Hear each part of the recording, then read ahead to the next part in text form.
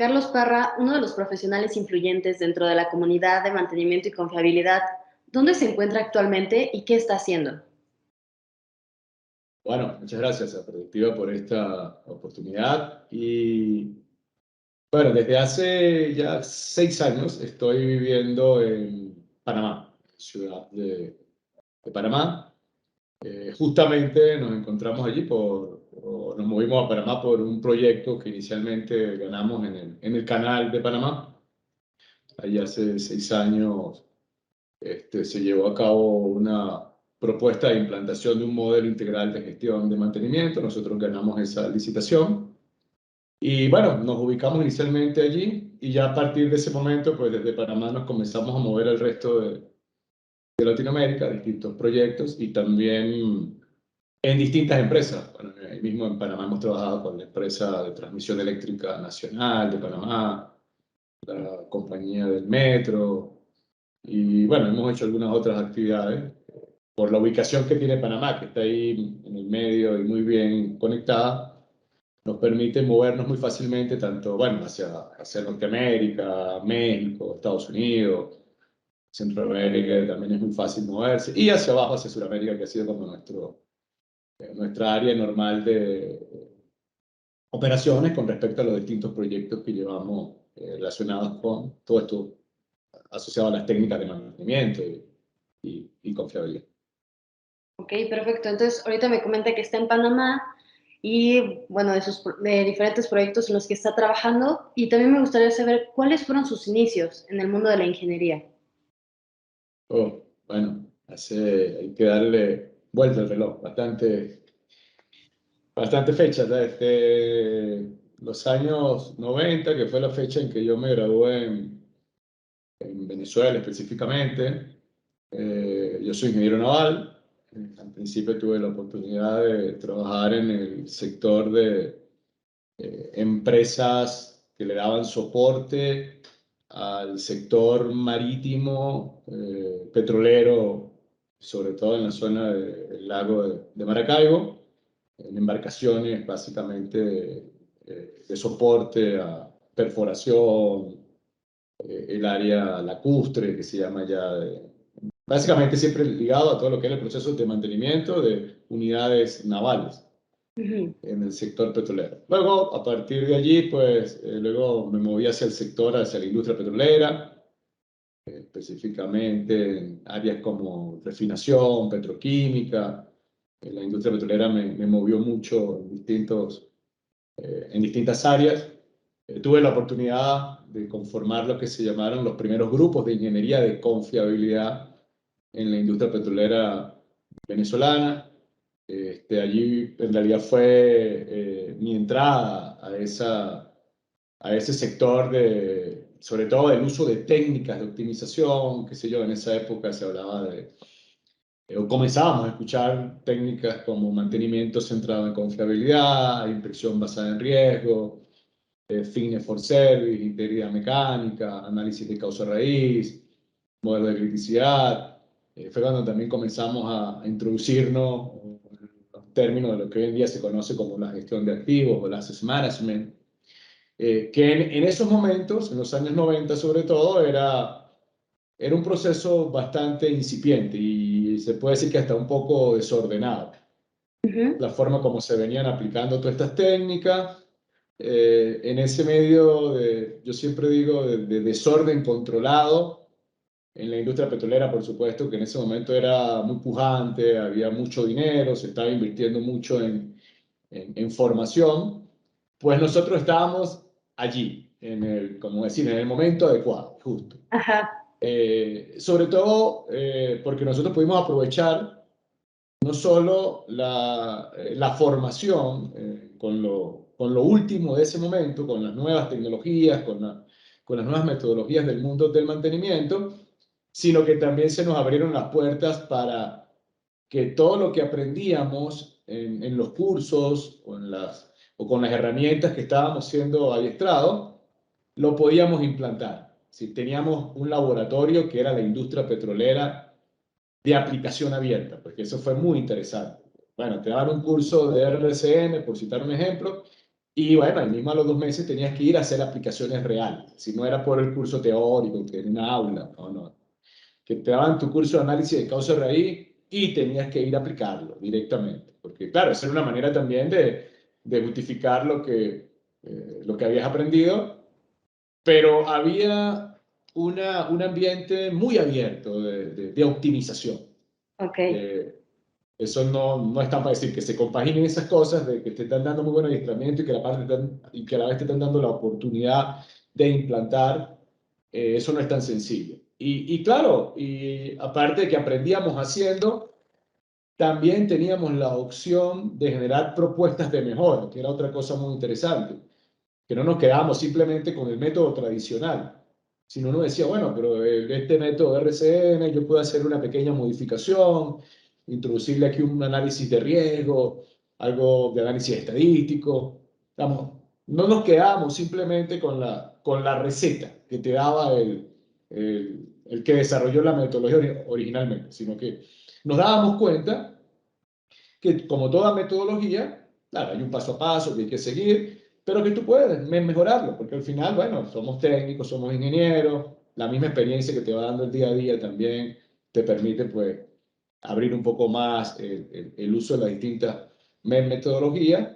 Y bueno, eso fue entonces, yo diría, una experiencia muy, muy interesante en esos primeros años, en los años 90, donde tuve esa oportunidad de formarme y hacer aplicaciones reales. Y aparte, estar metido dentro de un proyecto que en los años 90, bueno, era el proyecto de optimización de la confiabilidad operacional de toda la industria petrolera. Eso también, luego yo tuve la oportunidad de ir a un centro de investigación, después que había pasado por las áreas operacionales, y desde ese centro de investigación ujú, íbamos a prácticamente, o yo tuve la oportunidad de ir a todas las áreas. Sí, ir a refinería, ir a petroquímica, ir a gas, eso no es tan sencillo, porque cuando de repente uno comienza en un sector, por ejemplo, una refinería, pues tú te quedas allí nada más, pero el salir justamente y moverme a ese centro de investigación me permitió entonces moverme a prácticamente todo el sector petrolero. Y eso entonces bueno, éramos un grupo, en realidad no era yo solo, era un grupo de personas que tuvimos esa, esa oportunidad. Y bueno, y gracias a eso, pues después de esa gran experiencia de casi 15 años en la industria petrolera, aplicando y generando mucha optimización con distintas técnicas de mantenimiento y confiabilidad, pues yo logro ganar una beca para ir a España a desarrollar el doctorado en ingeniería. Bueno, el doctorado está relacionado con ingeniería industrial, pero dentro de una de las líneas de investigación es en la Universidad de Sevilla, en la Escuela de Ingeniería Industrial, donde yo hice el doctorado. ujú, este, Se maneja una línea de investigación que la dirige el profesor Adolfo Crespo, quien fue posteriormente mi tutor de doctorado, que tiene que ver con técnicas de optimización de ingeniería de mantenimiento y fiabilidad. Y bueno, y hoy en día hay un grupo de investigación que se llama Sistemas Inteligentes de Mantenimiento, que lo sigue, por supuesto, manejando el profesor Adolfo Crespo. Allí, bueno, en ese grupo yo terminé haciendo mi tesis de doctorado, que fue una tesis relacionada a lo que son técnicas de ciclo de vida y el impacto económico de la confiabilidad en el ciclo de vida. Y yo mantengo pues vinculación. Una vez que yo finalizo el doctorado, pues yo mantengo mucha vinculación con la asociación y hacemos muchas actividades en conjunto. Cuando yo regreso a Latinoamérica y monto mi empresa aquí en Latinoamérica, yo mantengo el cordón umbilical, por supuesto, con la asociación. Y digamos, yo soy el que traigo a Latinoamérica todo ese modelo de gestión que desarrollamos allá en el grupo de investigación. Y bueno, y desde aquí, desde Latinoamérica, pues he llevado a los distintos sectores industriales. Ahora allí salimos del rubro petrolero. Eso también fue otro caso interesante. Las primeras empresas del sector no petrolero en España fue, por ejemplo, empresas del sector eléctrico, como Iberdrola. Luego tuve la oportunidad de ir a empresas como fábricas de cerveza, Heineken en España, la planta Ford de Valencia en España. Ahí comenzamos también a trabajar en proyectos con la Armada, el sector militar, era la adaptación ahora de todas estas metodologías, pero a sectores militares, en fase de diseño, que ya es una connotación un poco distinta a un proceso industrial. Pero digamos, esas fueron como también las primeras experiencias fuera de ese sector en el que yo me formé, que fue la industria petrolera. Y eso pues me abrió también un poco las expectativas hacia la forma como se podían implantar todas estas técnicas en cualquier área, porque al final todas estas metodologías de optimización pues fácilmente se adaptan a cualquier sector industrial. Entonces, bueno, ese ha sido un poco, en resumen, en los últimos 15 o 20 años hemos desarrollado una vez que finalizamos también el doctorado y continuamos en este mundo de la asesoría de la ingeniería de mantenimiento y de ingeniería de confiabilidad. Qué interesante y qué diverso. Ahorita que está diciendo justamente el tema de que usted pudo estar en el origen de algunos conceptos y terminologías, ¿no? Como lo decía de gestión de activos, que usted pudo ver toda esa evolución que tuvieron estos conceptos y también el hecho de poder explorar en las metodologías, me parece que es algo muy interesante y seguramente enriquecedor que usted pudo vivir. Y bueno, hablando un poquito acerca de su trayectoria tan diversa, me gustaría saber cuáles son los principales retos que se ha enfrentado como profesional. Bueno, esa parte de los retos, bueno, tanto a nivel, aquí voy a tratar de hablar un poco, tanto a nivel académico, porque, bueno, justamente cuando comienzo a hacer el doctorado en la Universidad de Sevilla, digamos, ahí tuve que hacer un pequeño reajuste. Digo un pequeño reajuste porque yo venía del sector industrial. Los primeros años, por supuesto, fueron directamente en la industria, directamente trabajando en mantenimiento, comenzando desde ejecución, planeación, programación, hasta ya cargos de corte gerencial, pero siempre en la industria. Y claro, entonces cuando voy a hacer el doctorado, tengo que cambiarme un poco ahora la camiseta. Ahora, un doctorado, investigación, pero tuve la suerte de caer en un grupo que tenía esa visión también, de que no era el típico grupo de investigación solo que se queda dentro de un laboratorio, que no sale de las aulas, no, sino, bueno, me tocó tener profesores que tenían también esa muy buena formación técnica, pero que también tenían la muy buena formación académica. Y que entonces ellos veían esa opción interesante de siempre tratar de traducir lo que tú puedes desarrollar en la academia y en la investigación, pero llevarlo al terreno. Entonces, eso, claro, fue algo muy interesante porque tú llegas a ese grupo, en ese grupo de investigación en Sevilla, en la Universidad de Sevilla, pues me doy cuenta que muchas de las aplicaciones se podían mejorar, por supuesto. Ahora ahí sí entra el aporte, por ejemplo, de los investigadores, de profesores con mucha experiencia, que te permiten entonces, por ejemplo, ver un poco las cosas distintas.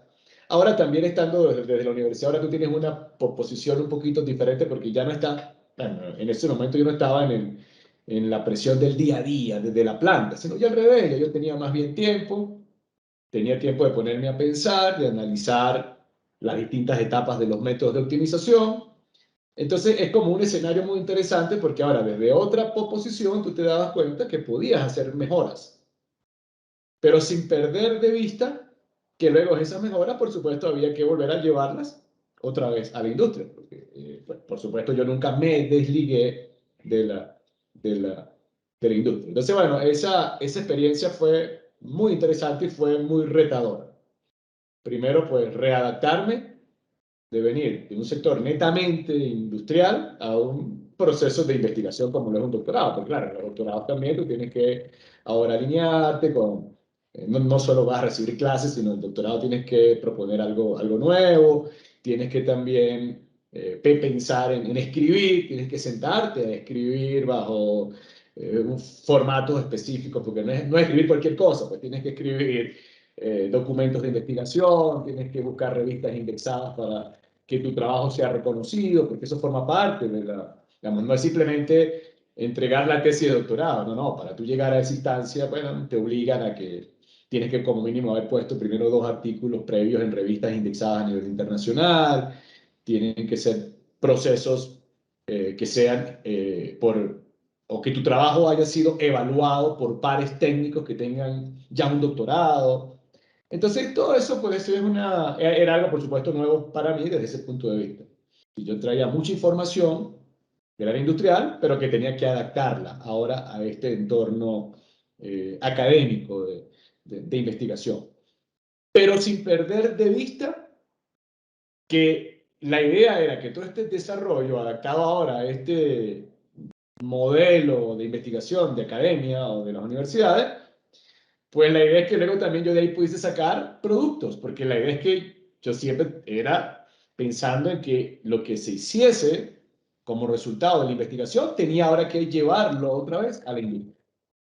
Entonces, esa parte también se convirtió en un reto, porque, por ejemplo, el caso de, yo siempre cito el ejemplo de mi tesis de doctorado, que después que generé la publicación indexada, bueno, que eso incluye un modelo matemático, estocástico, para poder cubrir las necesidades de investigación. Luego que yo tengo hecho todo esto, le dije, bueno, ok, ya tengo el doctorado, ahora, ¿qué hago con esa investigación? Entonces, bueno, la idea fue reformular parte de la investigación y ver, bueno, qué cosas puedo yo sacar para llevar a la industria. Porque no se puede llevar de la misma manera. Es decir, como de repente tú generas un artículo indexado de mucha investigación, ahora cuando vas a un sector industrial, vienes con la otra realidad. Ahora tienes al gerente de mantenimiento, que a él no le interesa que si la publicación del paper, que si buscar en una revista internacional, no. A él lo que le interesa es que tú le vengas con una solución práctica de sus problemas del día a día, que lo están agobiando. Y que lamentablemente en el medio ahora de esa dinámica tan agresiva de la industria, entonces normalmente se desaprovecha parte de lo que se hace en las universidades. Porque allí es una autocrítica tanto desde el lado de la universidad como desde el lado de la industria. Desde el lado de la universidad, pues a veces los profesores, los investigadores se aíslan un poco y quedan como en su zona de confort, escribiendo artículos que pueden ser muy buenos, pero entonces que no le dan como el salto hacia la parte industrial. Y del otro lado, entonces, porque no todo es culpa de la universidad. Ahí también hay una parte, hay un culpable también, una parte de esa culpa también, de que no se aprovechen mucho los desarrollos de la universidad, es la industria también. Porque entonces muchas veces tú tratas de llevar cosas interesantes que se pueden aplicar, pero ese día a día de la industria hace que, por ejemplo, ese gerente de mantenimiento dice, no, de una vez te pone una barrera. Y sobre todo en el área de mantenimiento. No, mira amigo, yo aquí tengo muchos problemas con el día a día, el barco se me está hundiendo, y eso de las técnicas de ingeniería, de confiabilidad, no, eso es nada más para un grupo que selecto, investigadores, eso aquí no me interesa. Entonces, claro, fíjate, entonces también allí consigues muchas trabas desde el punto de vista industrial, porque, bueno, muchos gerentes de mantenimiento no se dan cuenta de la oportunidad que hay de optimizar sus procesos. Entonces, ese fue uno de los retos más complicados después que yo finalizo el doctorado. Oye, mira, yo no me voy a quedar con lo que desarrollé en el doctorado, que se quede simplemente en una investigación, en una tesis, en un par de informes o de revistas. No, yo quiero que eso sea. Y bueno, pues entonces lo que hice fue darle la vuelta a varios de los procedimientos y bueno, y conseguí entonces luego como desarrollar procesos basados en lo que fue mi investigación de análisis de coste de ciclo de vida, pero para llevarlo a la industria. Entonces, bueno, ahí comenzaron a aparecer proyectos como en la industria eléctrica, de selección de alternativas, utilizando el modelo que yo propuse para la tesis. Después que ya hicimos los primeros casos, pues ya yo me di cuenta que sí se podían llevar a la industria. Entonces, bueno, luego fue mucho más sencillo, porque luego fue, en medida que ya adquiríamos más experiencia ahora en la industria, aplicando o adaptando parte de las metodologías de coste de ciclo de vida que se publicaron en mi tesis de doctorado, pues se nos hizo también mucho más sencillo, porque entonces ya era más fácil ahora explicarle a un ingeniero de mantenimiento, donde, bueno, tenía problemas con la parte de ciclo de vida, entonces ya uno no solo le iba a mostrar, por ejemplo, la publicación técnica, la revista indexada, la tesis, sino yo le decía, mira, ya tengo aquí un caso real y con resultados reales y las decisiones que se tomaron. Entonces ya ahí, por supuesto, el gerente de mantenimiento ahora te empieza a ver distinto. Oye, déjame ver. Y ya cuando entonces él comienza a ver ejemplos reales, no que si en un lugar de la Mancha, que un caso hipotético, sino, oye, esto donde lo aplicaste. Y entonces ahí te comienzan a abrir las puertas. Entonces ya se me hizo mucho más fácil. Bueno, ya después, bueno, la industria minera, en la industria minera hemos hecho más de 15 aplicaciones reales o casos de estudio aplicando las técnicas de coste de ciclo de vida. Luego, bueno, en el sector petrolero yo nunca me he desvinculado. Sí. Tengo ahora otras experiencias, pero siempre he mantenido mi cordoncito umbilical con la industria petrolera, porque esa fue la génesis de todo mi conocimiento profesional.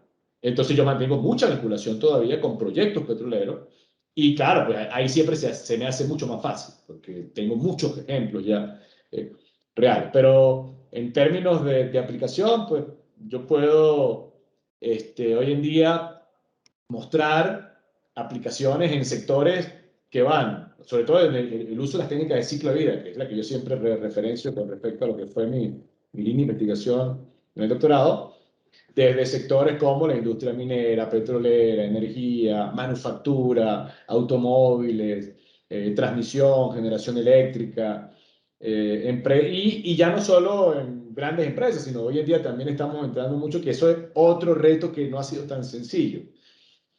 Cuando le entras a una gran empresa transnacional, normalmente es un poco más fácil también vender las cosas, porque en las empresas transnacionales también, si tú le demuestras que vas a mejorar sus procesos, ellos normalmente tienen recursos.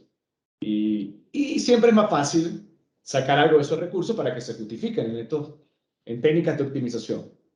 Pero uno de los retos ahora más complicados que se nos ha venido ahorita en estos últimos 3 o 4 años es que nosotros le hemos puesto la mirada hacia la mediana y pequeña industria. ¿Pero por qué?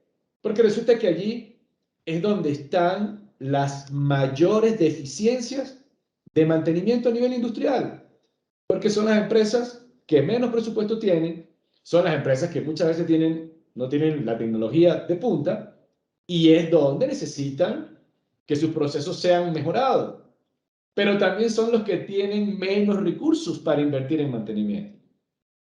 Entonces ahora hemos tratado de entrar en ese sector y claro, pues, tú siempre tienes que llegarle, eso sí, cuando vas a una empresa mediana o pequeña, a ellos tienes que llegarle directamente no con una solución, sino que ya tienes que, como previamente, ya tú tienes que decirle los ahorros y las mejoras que ellos van a obtener. Y tienes que mostrárselo, porque si no, olvídate, no te van a comprar absolutamente nada o no te van a prestar atención.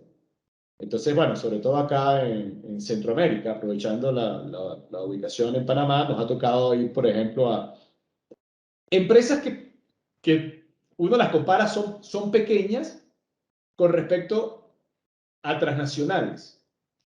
Pero dentro de estos países centroamericanos son empresas muy grandes. Por ejemplo, yo siempre coloco la agroindustria, el sector de la industria del azúcar, los ingenios azucareros.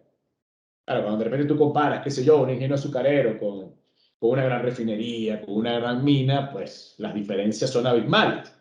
Pero ahora, dentro de un país, qué sé yo, como El Salvador, Honduras, Guatemala, estos ingenios mueven esa economía.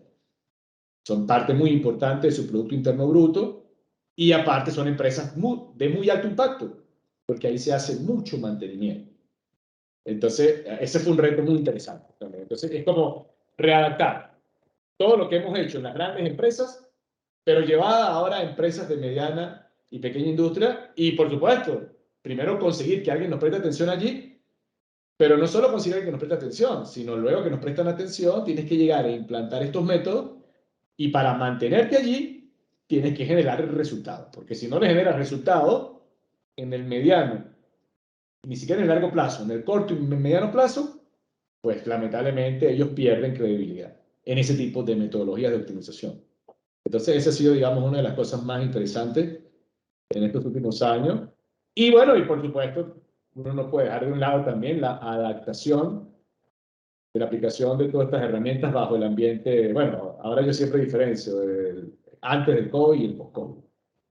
Ese es otro escenario que cambió el mundo de la asesoría, sobre todo. Y bueno, y particularmente nosotros ahí tuvimos que generar una ruptura entre los proyectos tradicionales, presenciales, donde tú llegabas y estabas directamente en la industria, en las máquinas, y ahora, después del COVID, pues bueno, después del COVID, proyectos 100% digitales, porque ahí no había otra opción.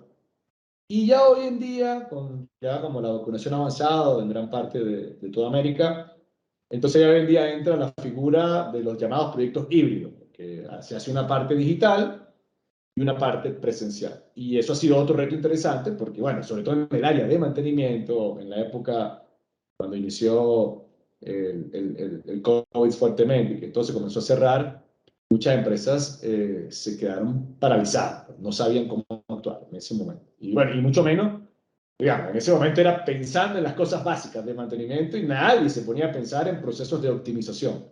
Pero uno no podía dejar de un lado que en algún momento tienes que meter la optimización porque, claro, fue un periodo temporal de reajuste. Pues todas las empresas tuvieron que reajustarse y ahora, bueno, ahora tenemos que convivir con este mundo de herramientas digitales, pero el mantenimiento sigue existiendo. Porque hay que seguir haciendo el mantenimiento a los equipos se siguen dañando y tienes que seguir administrando la confiabilidad de los equipos. Entonces, ese hoy en día está siendo el reto más interesante de cómo sacarle provecho ahora a todas estas herramientas que se movieron muy bien en la época pre-COVID, antes del COVID, y que ahora, bueno, simplemente tenemos tenido que dar la vuelta y hacerle ajustes. Y ahí nos dimos cuenta también cuáles metodologías se les ha hecho más fácil adaptarse al mundo digital y cuáles simplemente pues hemos tenido que dejarlas a un lado, no se han logrado adaptar a este entorno digital. Y como usted lo comenta, ¿no? El hecho de poder adaptarse a lo digital es sumamente importante. Ya lo vivimos con el COVID.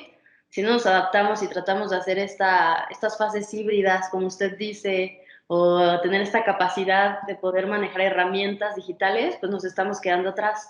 Y también me pareció muy interesante algo que quería destacar, es el hecho de cómo usted menciona que normalmente está muy separado la parte teórica de lo práctica, ¿no? La academia tal cual de la industria.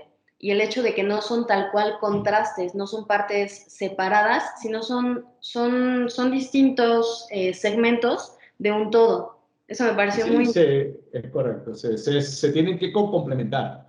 Para que exactamente. sea un proceso tanto eficaz y eficiente, tiene que haber complementariedad entre, por supuesto, la base teórica que te da cualquier universidad, pero no se puede quedar en teoría. Si esa teoría tienes que volcarla a procesos prácticos para que se tomen decisiones de optimización.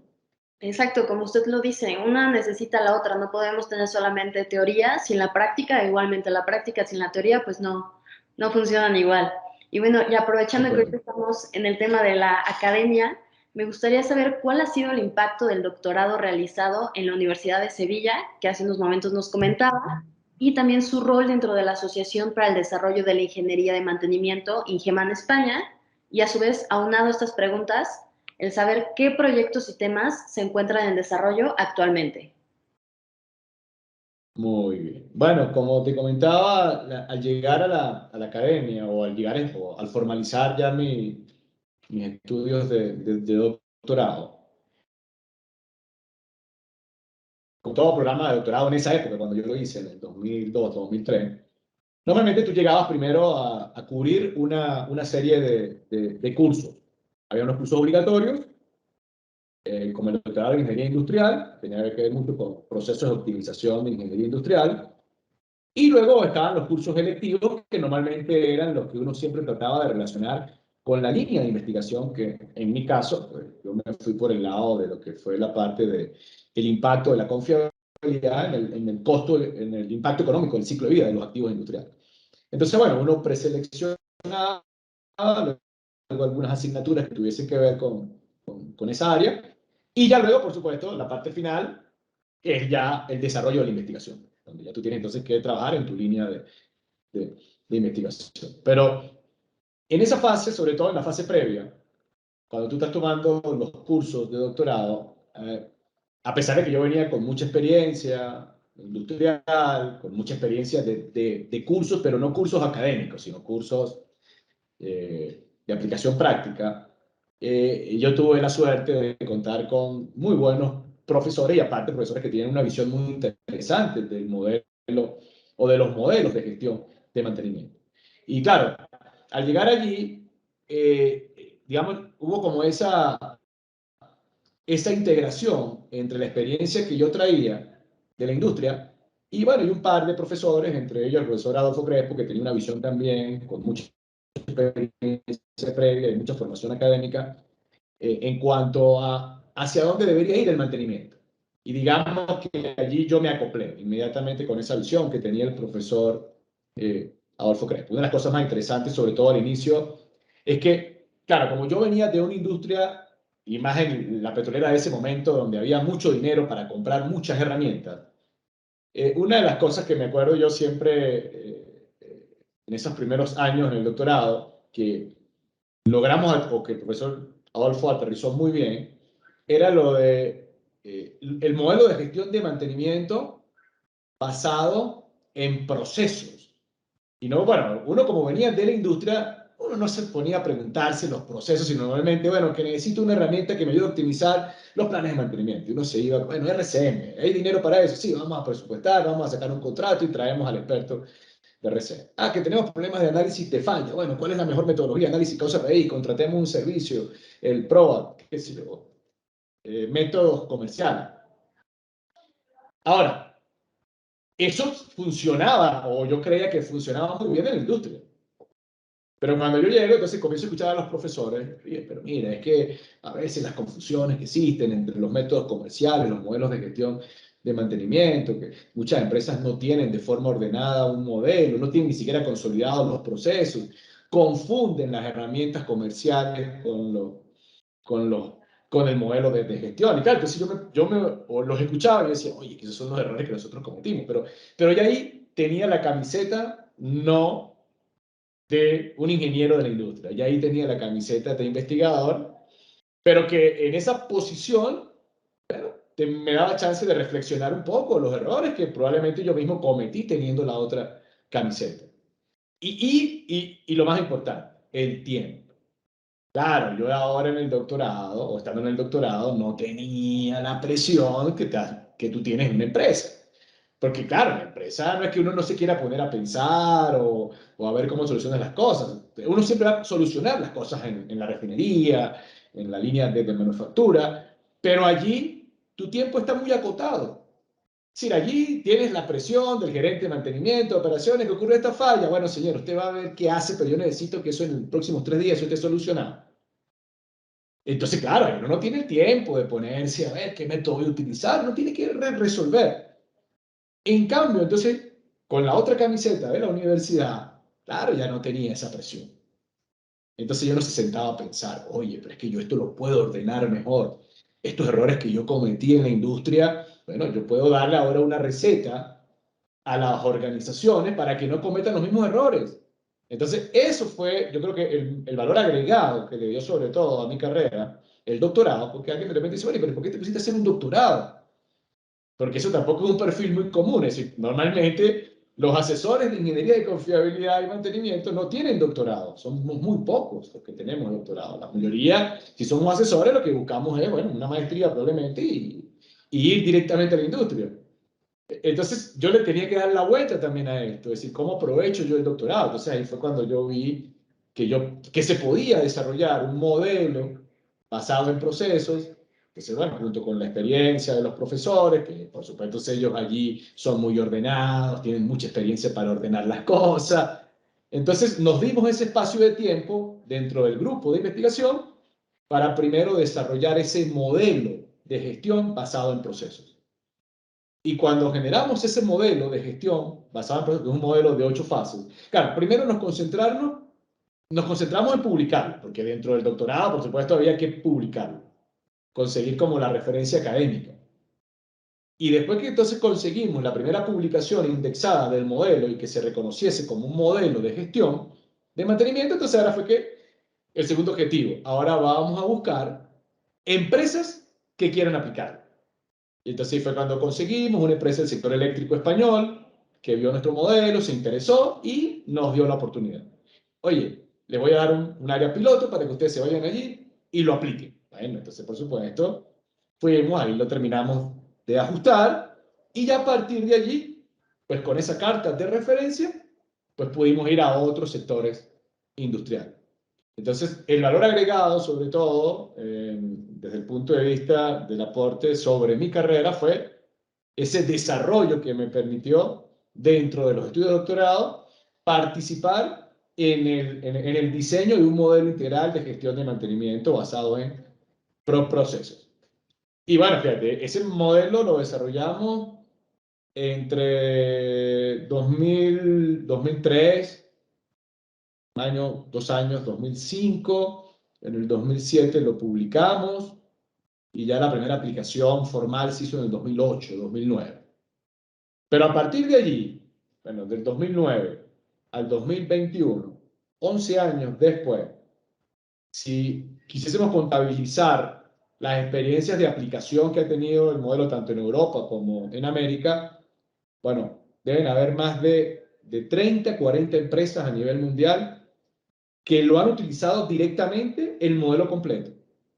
Y ya como nuestro modelo es una referencia, ya hay muchas empresas porque no es que nosotros tenemos que estar allí, ya como el modelo está publicado, hay muchas empresas que simplemente toman la referencia del modelo y lo aplican y lo adaptan.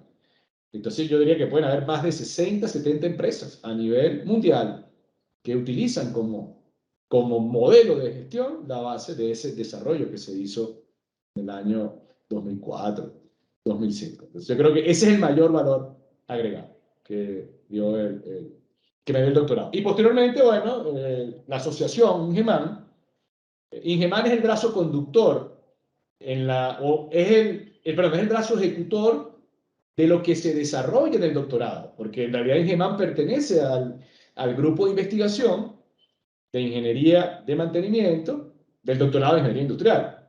Solo que esta asociación, que ahí hay una mezcla muy interesante entre empresas que se agremian, profesores, estudiantes y técnicos e ingenieros que también se contratan, pero que básicamente lo que se hace allí es que se agarra el desarrollo de lo que se hace en el grupo de investigación y se traduce a herramientas industriales. Entonces, normalmente a través de Ingeman es que se montan todos los proyectos con la industria, con las empresas eléctricas, con las empresas de trenes. Entonces, claro, es una posición muy interesante también porque Ingeman es como, para verlo de forma sencilla, pues termina siendo como un puente entre entre la parte teórica, entre la universidad y la industria. Entonces, cuando la industria normalmente llega a solicitar un requerimiento, normalmente lo hace a través de Ingeman. Entonces, Ingeman es como esa figura que interconecta todo el desarrollo que se está haciendo en el grupo de investigación y nos da visibilidad a nivel industrial. Y claro, entonces también eso es muy interesante para los estudiantes de doctorado o maestría, porque entonces los estudiantes de doctorado y maestría obtienen normalmente o se aprovechan de esa vinculación en el buen sentido de la palabra, porque entonces, ¿qué se hace? La mayoría de los desarrollos de tesis, ya sea de maestría o de doctorado, pues muchos de los que estuvimos haciendo doctorado, pues lo que dice, bueno, vamos a hacer una tesis para resolverle un problema a esta empresa, que a la vez también te va a financiar y te va a dar el soporte para que tú vayas y apliques la metodología. Entonces es un ganar, ganar de todos lados. La universidad gana porque se vincula de forma directa con la industria, con proyectos reales, y por supuesto los estudiantes de maestría, doctorado y también de pregrado, pues se ven en la obligación de generar desarrollos que sean viables para soluciones reales en la industria. Entonces, siempre insisto, no es simplemente entonces llegar y publicar una tesis y hacer que se archive o se guarde, no, sino un porcentaje muy alto de la mayoría de los trabajos que se hacen en el grupo de investigación a través de Ingeman se convierten en trabajos de aplicación práctica. Y es más, muchos entonces de los estudiantes, a través de esas vinculaciones, pues también terminan, después que finalizan su doctorado, que finalizan la maestría, pues no muchos de ellos terminan enganchándose en la industria a través del trabajo que hicieron de pasantía, por ejemplo. Entonces, bueno, es un escenario muy interesante y esa figura entonces Ingeman, pues, se ha hecho muy fuerte allí. Y aparte, bueno, pues Ingeman tiene otra figura también, que es la de los cursos a empresas. Y entonces ahí también se hace mucho curso, lo que se llama curso de extensión. Ya no son los cursos formales, porque una cosa es la maestría y otra cosa es el doctorado. No todo el mundo necesita una maestría, un doctorado. Hay empresas que necesitan cursos específicos. Entonces, Ingeman también ha diseñado, basado en el modelo de gestión, ha diseñado toda una estructura de cursos ajustado a las necesidades de la industria. Entonces, hay un programa en paralelo de formación, de extensión universitaria, donde, bueno, ahí hemos desarrollado casi entre 18, 20, entre 18, 20 cursos que se dictan, bueno, inicialmente se comenzaron dictando en España, y luego cuando yo regreso a Latinoamérica, pues en mi caso particular, pues mi empresa es la que se dedica a llevar todos los cursos de Ingeman en toda Latinoamérica. Bueno, nosotros aquí al año dictamos cursos abiertos, entre 30 a 40 cursos anuales, de distintas áreas, relacionadas siempre con mantenimiento, con fiabilidad y gestión de activos. Entonces, es un poco lo que hay detrás de esa vinculación de la Asociación Ingeman con la universidad y un poco el perfil de lo que ella hace. Ok, y volvemos a este tema, ¿no? De la relevancia de llevar lo teórico y lo práctico de la mano, como usted lo mencionaba, de las tesis, ¿no? El poderle dar solución tal cual a una problemática que ya existe en una empresa y la importancia que eso tiene, de que la información que ya tenemos lo podamos llevar a un caso práctico. Ahorita que estamos hablando de este tema, me gustaría saber un poco, ya hablando acerca de la conversión que usted tiene, de que ha estado en temas de industria, que ha estado también muy pegado a lo que es la academia, ¿cuál sería su propuesta de valor en el futuro para las empresas en la rama de mantenimiento, confiabilidad y gestión de activos? Muy bien. Bueno, hoy en día, por supuesto, no podemos, todas estas propuestas que estén asociadas a la parte de mantenimiento, gestión de activos, confiabilidad, hoy en día no pueden dejar de un lado o tienen que estar montadas en ese tren de la llamada industria 4.0, el mundo digital, o bueno, los varios nombres que están surgiendo, sociedad 5.0, lo que fuese, pero bueno, toda esta discusión del mundo digital. Y ya esto no es solo la posición de Ingeman, de las universidades, de una universidad particular, sino esto es prácticamente de todas las universidades que, por supuesto, tengan alguna inferencia en sectores industriales y mucho más en mantenimiento. Pues esa es una realidad, ya no es ni siquiera un futuro. Ese es nuestro presente inmediato. ¿Cómo mantenimiento tiene que adaptarse o readaptarse a todos estos cambios tecnológicos y subirse a ese mundo digital? Claro, allí es donde viene la labor justamente importante que deberían tener las universidades. Las universidades que teóricamente están o deberían estar en esos dos mundos. Claro, por un lado, ayudando a resolver problemas técnicos, pero por otro lado tienen que estar montados en la cresta de la ola, en donde se está moviendo todo ese mundo tecnológico de la industria 4.0. Pero las universidades justamente tienen que convertirse, bueno, esa es mi posición, tienen que convertirse como en ese faro que ayude justamente tanto por un lado o a las empresas y por otro lado a los estudiantes que van saliendo en los distintos niveles. ¿Por qué? Porque por un lado, si la universidad no tiene claro hacia dónde se va a mover, por ejemplo, el mundo del mantenimiento, entonces muchas veces, por ejemplo, a nivel, qué sé yo, de pregrado, pues entonces pudiésemos estarle dando cursos totalmente innecesarios a los estudiantes de ingeniería mecánica, por ejemplo, a los estudiantes de mantenimiento. Entonces van a salir con una serie de conceptos que ya no son aplicables a la nueva realidad industrial. Pero también entonces puede ocurrir lo contrario, que si entonces ahora tienes una visión, por ejemplo, no correcta de cómo se debe abordar los problemas de mantenimiento, aprovechando todas estas técnicas del mundo digital, entonces pudieses estar entonces dándole también algunas herramientas que parecen ser muy buenas, pero que no las va a saber aprovechar el estudiante cuando vaya a la industria. Entonces, tiene que haber así como, por supuesto, hay un cambio, hay una especie de transición, no solo en los procesos industriales, en las empresas, en la fábrica, bueno, las universidades, y esto tienen que hacerlo rápido. Eso, lamentablemente, yo en Latinoamérica lo estoy viendo muy poco. Dos o tres universidades en toda Latinoamérica son los que en realidad se están sentando a cuestionarse toda esa estructura del nivel de conocimiento que tienen que recibir los estudiantes con respecto a este mundo digital. Y que lo están haciendo bien, pero hay otras universidades que lo están haciendo a lo bestia. Pues, no, hay que montarse en el mundo digital como sea, de forma desordenada, se está generando también un proceso totalmente ineficiente. Entonces hay que tener mucho cuidado, porque se pueden cometer los mismos errores que se han cometido durante muchos años con respecto a que en muchas escuelas de ingeniería, sobre todo escuelas de ingeniería mecánica, por ejemplo, a pesar de que un porcentaje muy alto de los ingenieros que salen de la mayoría de las escuelas de ingeniería en Latinoamérica van a trabajar en el área de mantenimiento, bueno, uno analiza en muchas universidades, en los pensos, ni siquiera hay un curso de ingeniería de mantenimiento. Entonces tienes 10 ingenieros que salen de la promoción de este año y 7 van a trabajar en el área de mantenimiento.